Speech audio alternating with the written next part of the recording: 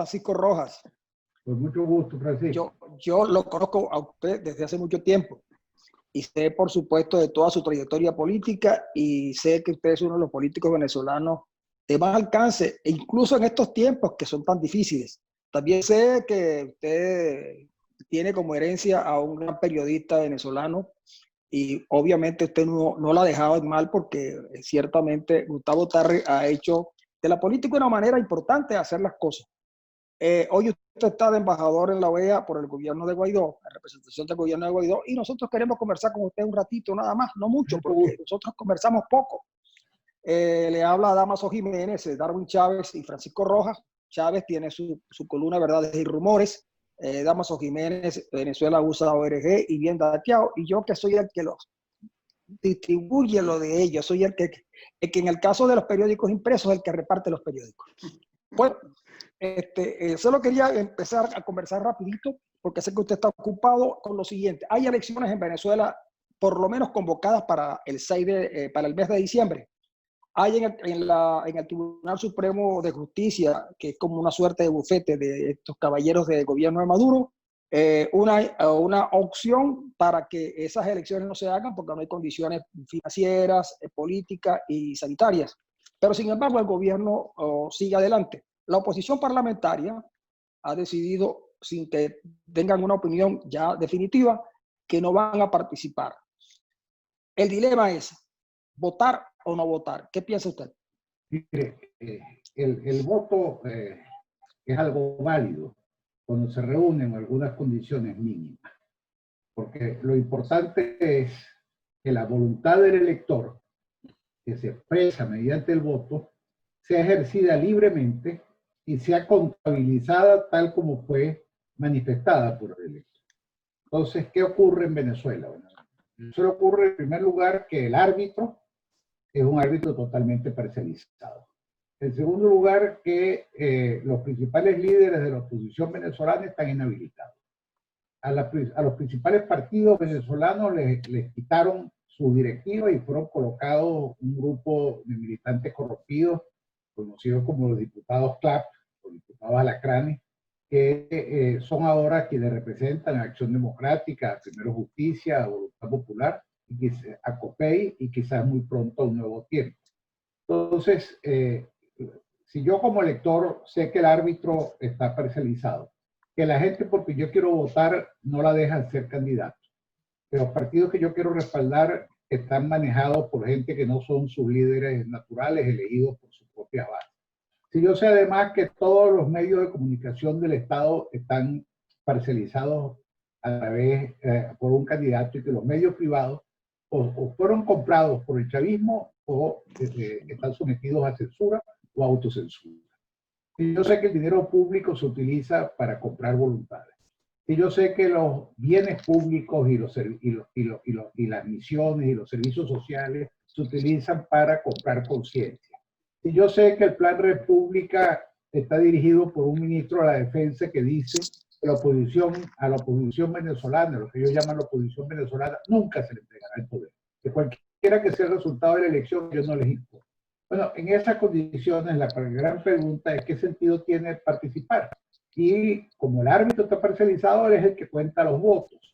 Entonces, y la otra cosa muy grave, no se permite ninguna observación internacional calificada. Mi trabajo como embajador en la OEA es estar en contacto con lo que se llama las MOE, las misiones de observación electoral. Ahorita acaba de terminar una misión de observación electoral en Guyana. Y la misión de la OEA en Guyana, ahí hubo fraude. Y todavía no se ha resuelto el asunto, pero ya la OEA dio un dictamen muy claro y demostró que había fraude. Igual ocurrió hace algunos meses en Bolivia. Y la caída de Evo Morales se debió muchísimo a que la OEA dijo muy claramente que en estas elecciones hubo trampa. Entonces tenemos un historial de observación electoral. No todo extranjero que venga a ver las elecciones es un observador electoral calificado. Se requieren condiciones técnicas, se requiere además imparcialidad, y la OEA lo ha demostrado. Si la OEA viene a Venezuela y Maduro gana, la OEA lo va a reconocer. Pero lo que es absolutamente seguro es que si Maduro pierde, lo va a decir. Y eso es lo que Maduro no puede permitir. Entonces, no están dadas las condiciones para que se produzca una expresión real de la voluntad de los venezolanos, que en consecuencia no tiene ningún sentido. Doctor Sarre, Damaso Jiménez, mire, estamos de acuerdo con todo lo que está diciendo, ese es el deber ser, ¿no?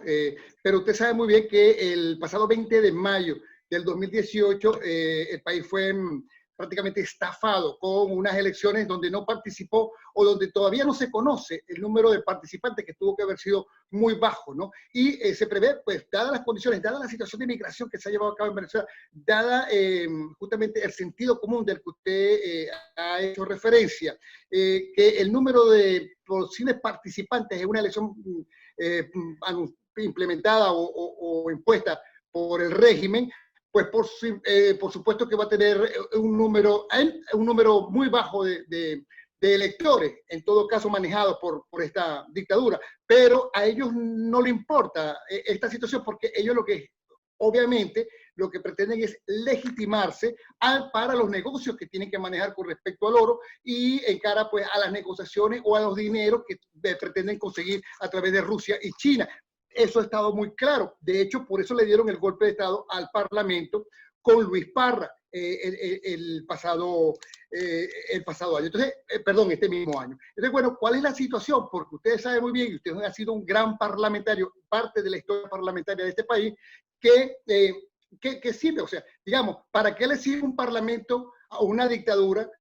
Lo sabemos, pero ¿qué puede pasar allí? Todo el mundo sabe que Maduro hará caso omiso a el planteamiento tanto de la OEA como de más de 60 países que están en contra de la situación. Así es, el problema no es la elección parlamentaria. La elección parlamentaria está viciada.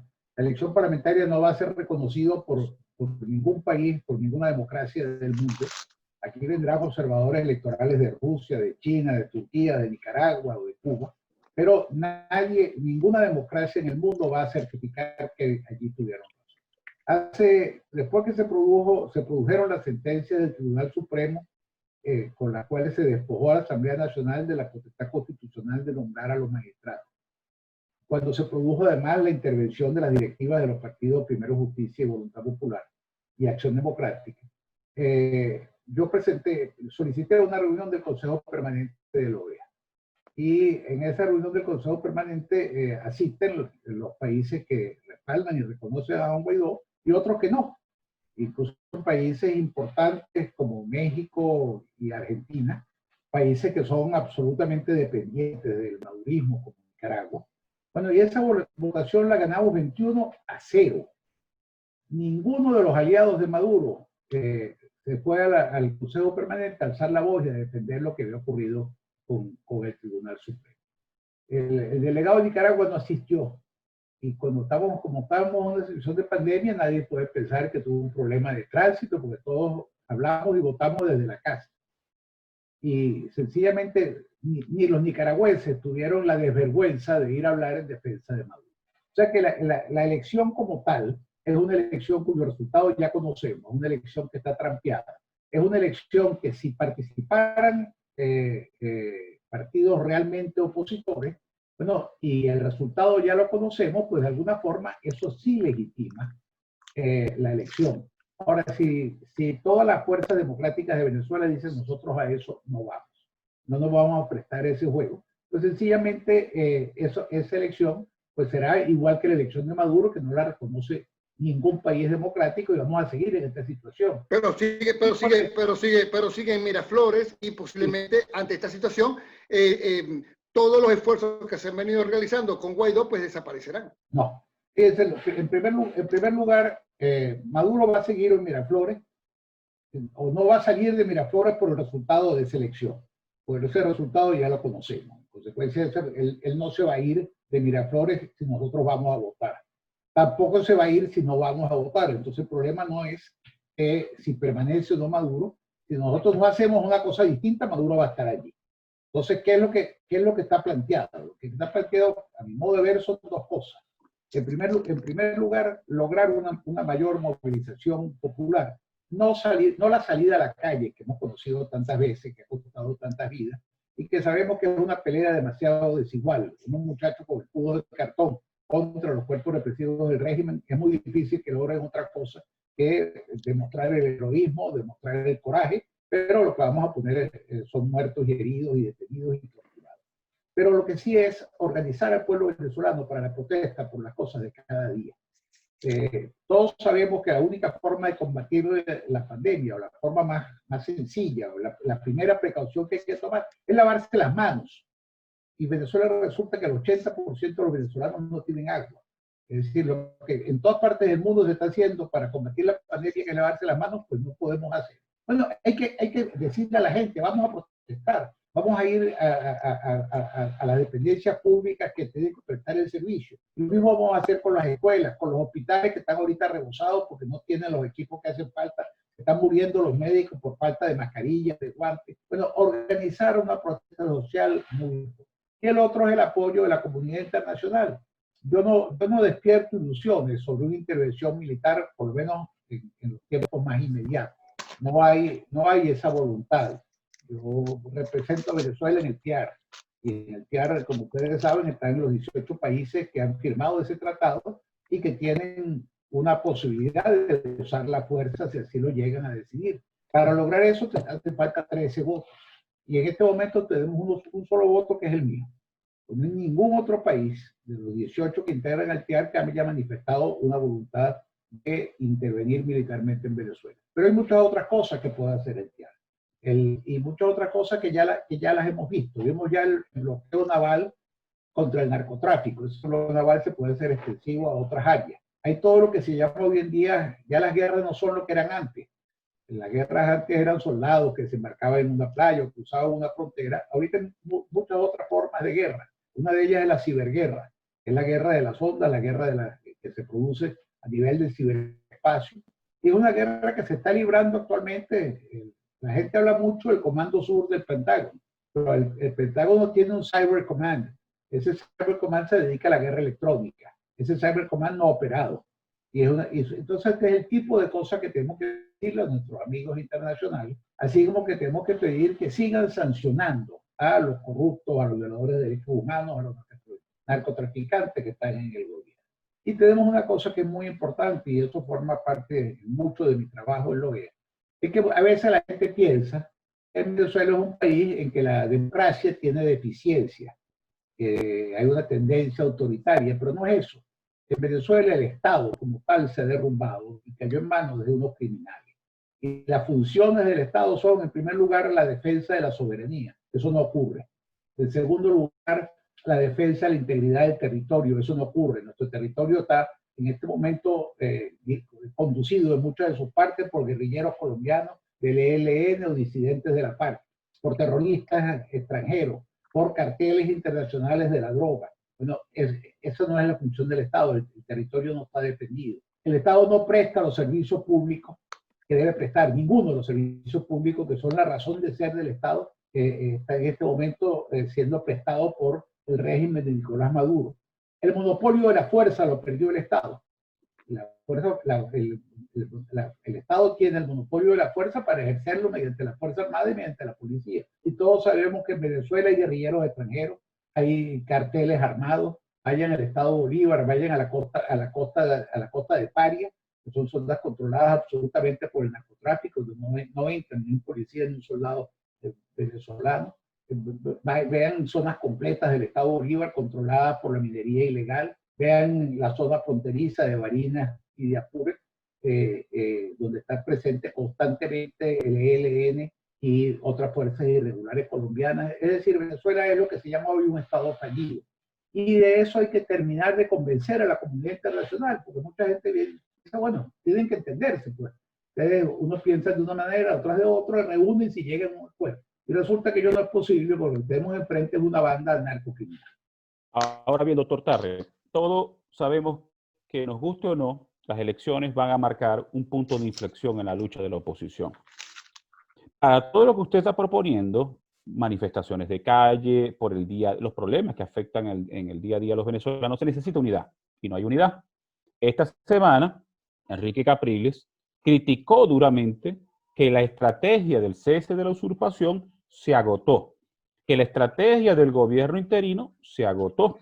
Entonces, no veo, no se ve, por lo menos yo no lo he visto de parte del gobierno interino, una estrategia clara a qué es lo que se hará antes y después de ese proceso electoral para contrarrestar los efectos del proceso. Repito, un proceso que se va a realizar, nos guste o no, y que legalmente, aunque algunos tengan otras lecturas, en enero hace desaparecer la Asamblea Nacional. ¿Qué es lo que se va a hacer? Mira, David, el planteamiento es absolutamente racional. Acaba de decir, tiene mucho fundamento y tiene mucha lógica. Yo creo, en primer lugar, que de aquí a enero todavía falta.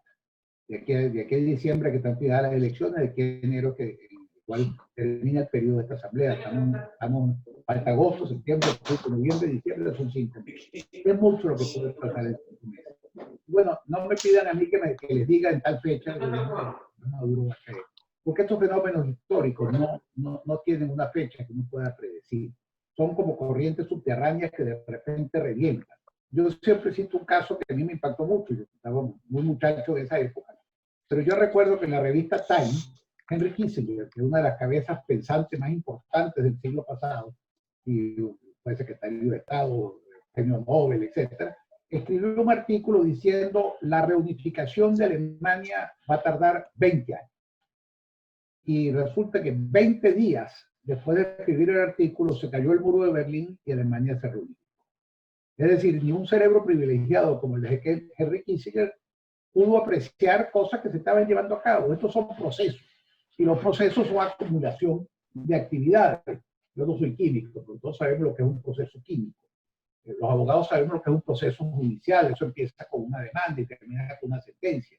Pero son pasos que se van dando y que tienen que darse y tienen que acumularse. La diferencia con los procesos históricos es que son subterráneos, no se ven.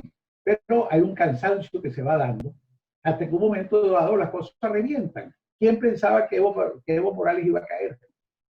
Pues nadie lo pensaba.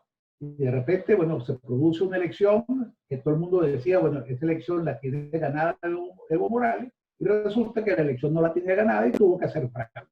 Y al hacer fraude, había una misión electoral de la OEA y de observación de la OEA, se hizo la denuncia y afortunadamente para los bolivianos, tanto el ejército como la policía, en vez de enfrentar al pueblo boliviano que enardecido salió a la calle, lo que hizo fue bajar el fusil y dejarlo pasar. Pero usted lo ha dicho, justamente policías y militares decidieron bajar los fusiles en Venezuela cuando hay algún tipo de manifestación contra el gobierno, y manifestaciones muy legítimas, los militares levantan y la policía levantan los fusiles para enfrentar a la población. Bueno, incluso en estos días con muertos. Eso también se acaba, ¿no? En la policía de Alemania Oriental recordamos los soldados que estaban en el muro de Berlín, disparando sobre todo aquel que intentara cruzarlo para escaparse de la tiranía comunista. Bueno, hasta un momento dado que esos mismos soldados que el día de ayer disparaban, el día de hoy dejaron de disparar. Y hay un caso que yo quisiera referirme, que es el caso de Cuba, que mucha gente dice, pues bueno, en Cuba ya llevan 60, 70 años de dictadura y eso no se cae. ¿Por qué no se ha caído la dictadura cubana? Bueno, durante muchísimo tiempo se sostuvo la dictadura cubana por el dinero de los rusos. Rusia le metía a Cuba miles y miles de millones de dólares todos los años porque geopolíticamente les interesaba tener una isla aliada, como dicen, siempre se dice, a 90 millas de la península de Florida, es decir, del territorio americano. Cuando la Unión Soviética se cayó, que también se cayó de repente y nadie lo esperaba, empezó Cuba a pasar por una pésima situación, lo que ellos llamaron el régimen especial, y hubo hambrunas, epidemias, y apareció un San Nicolás llamado Hugo Chávez. Y desde entonces hasta hace un par de años, Cuba es una revolución mantenida por Venezuela. Y eso, para Cuba, es una situación muy grave, es que eso se acabó, porque el desastre económico del régimen chavista condujo a que Venezuela dejó de ser un país rico, dejó de ser un país que podía estar repartiendo dinero y que podía subsidiar a la revolución cubana, esa revolución que está ahorita en el suelo. Uno ve en la televisión los videos de La Habana en los cuales circulan ya no automóviles sino carretas, con una situación de hambre y de desesperación, y es muy posible que esa dictadura se derrumbe también, a menos que surja otro padrino que le dé el dinero, pero no se vislumbra por ningún lado. Ya Rusia no es lo que era, y China no tiene mayor interés al parecer en financiar al régimen de los Castro, y en consecuencia esa revolución también se va a derrumbar. y un día vamos a amanecer sin el gobierno de los Castro de Cuba, así como vamos a amanecer un día sin el gobierno de Maduro. Más o menos ese amanecer será como para cuándo. Esa es la pregunta para la cual yo no tengo respuesta. Ojalá la tuviera. Yo pensaba que iba a ser mucho más rápido, no tengo ningún inconveniente en reconocerlo. Cuando el presidente Guaidó me pidió que yo fuera embajador en la OEA, que fue cuando se proclamó a Guaidó presidente encargado de la República, yo pensé que esta situación, digamos, más o menos interina, iba a durar algunos meses, unos pocos meses, 3, 4 meses. Bueno, ya llevamos casi 17 meses y no se ha producido, porque son esas corrientes subterráneas que algún día van a estallar, que algún día van a reventar, pero no han ocurrido. Entonces, la dificultad es ponerle fecha, pero yo estoy absolutamente seguro que van a ocurrir por una razón muy sencilla. Maduro no tiene ninguna perspectiva de enderezar al país. No tiene perspectiva de enderezar al país, en primer lugar, porque no tiene acceso a ningún tipo de financiamiento internacional. En segundo lugar, pues no tiene los equipos, Francisco, que se requieren para volver a poner a Venezuela a producir petróleo y a venderlo. No tiene gente competente que lo haga. En tercer lugar, porque todo lo que les pasa por delante se lo roba. Entonces, no solamente son incompetentes, sino que son ladrones. Entonces, ¿alguno de ustedes piensa que la situación venezolana se va a enderezar con Maduro? Porque en ese caso uno podría pensar, bueno, la cosa va a durar. Y cuando la gente empieza a comer y empieza a ir a los hospitales y conseguir que atención, y vaya a la escuela y los muchachitos consigan maestros que les enseñen, bueno, eso podría haberse enderezado. Podría haber una situación que diga, bueno, estos tipos lo están haciendo bien, y aunque no sea muy democrático, lo dejamos. Pero ¿alguno de ustedes cree que esto va a ocurrir en Venezuela? ¿Que Maduro va a poder enderezar alguna de las situaciones críticas que vivimos? Bueno, yo no consigo a nadie que me dé una respuesta afirmativa. Y si hay algún loco que me lo diga, yo le preguntaría, bueno, dígame cómo, ¿con quién? ¿A quién van a poner a dirigir PDVSA? Han probado con todo, y lo que han hecho fue destruir PDVSA. ¿A quién van a proponer a dirigir la educación? ¿Con quién van a combatir la pandemia? Entonces, el futuro de Maduro es un futuro absolutamente claro, en el sentido que él no va a permanecer indefinidamente. Porque los países se mantienen un tiempo y la gente se los cala, hasta llega un momento que la gente explota y se acabó. Los países y los gobiernos se derrumban, y toda la dictadura se derrumba. No hay ninguna que se eterna. Y la cubana no se derrumbó porque aparecieron los rusos y apareció Chávez, que les mandaba los reales. Bueno, Gustavo Tarre, fue un placer haber conversado contigo. Seguramente vamos a seguir conversando porque este tema es largo y da para mucho, y además nos gustaría algunas otras opiniones de otros temas, pero lamentablemente tú tienes un compromiso y así, vamos a respetarlo para que nos sigas recibiendo bien. No, siempre, para que vea que respetamos el tiempo, Gustavo. Fue un placer. Despedimos a Gustavo Tarre, Briceño, una personalidad de la política venezolana, a quienes nosotros los venezolanos de esa época pues admiramos por su trabajo parlamentario y porque tiene una característica que muy pocos políticos en estos tiempos pueden exhibir, que es un hombre que siempre se mantuvo con la frente en alto, porque nunca sucumbió a otros intereses que no fueran los de la gente y sus problemas. Bueno, fue todo en este momento con Gustavo Tarre, y nosotros vamos a seguir un poquito más adelante para seguir analizando otros temas, entre ellas la novela que nos tiene en Cabo Verde con una versión portuguesa de los hechos.